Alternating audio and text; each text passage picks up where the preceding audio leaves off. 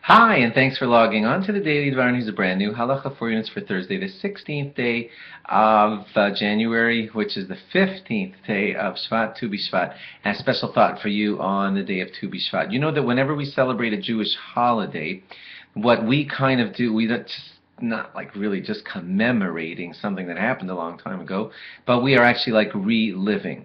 That's why we say things like "She'asa nisim lavosenu bayamim ahim bazman hazeh." Miracles were done to our fathers in those days at this exact time. So we kind of view it like a spiral staircase. Each and every year we go up and we come through that same spot of holiness when we reach that day, and we want that day to have its effect on us. So here we are at Tu B'Shvat. Tu B'Shvat is the time when, as the new year of the trees, then the new rains begin affecting the trees, the new blossoms begin coming out, the sap that was moving up the tree starts to come out of the tree and bear fruits and everything. And please realize that the reason I'm saying all this is because the Chumash tells us, our Bible tells us, that whenever there's a war waged and there's like things like sieges going on, you're not allowed to cut down any of the fruit-bearing trees. And then this important phrase is added by our Torah, and it says, because man is a tree of the field. Man is a tree of the field. Okay, now that's an important sentence.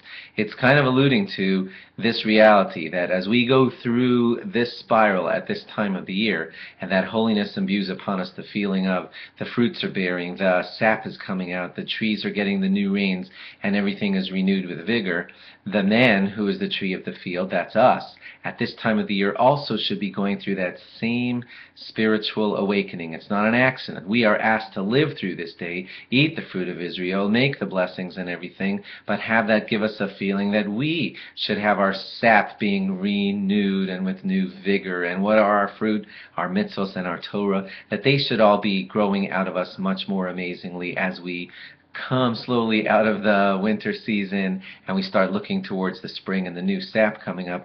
What I'm trying to say in short is that this feeling of the tree and what they're doing as their new year begins should imbue on us, the man, the tree of the field, should also be doing the same thing. And we should feel a reinvigorated growth and awakeness as we eat those fruit of Tu B'Shvat to say, I'm the same. I have fruit. I have my Torah and mitzvos that I bear, and I should do that with renewed vigor as I start coming towards the end of this winter, if it is towards the end of the winter, and to say to ourselves that I will bear better fruit as we go forward. I will pray, like for example, for a better esrog this year, for a beautiful esrog. I will renew myself. I will be like a tree which will bear much, much fruit. Many mitzvahs and Torah will come out of me as I go through this season. You get the picture, I hope. Thanks for logging on, and log on again tomorrow for more.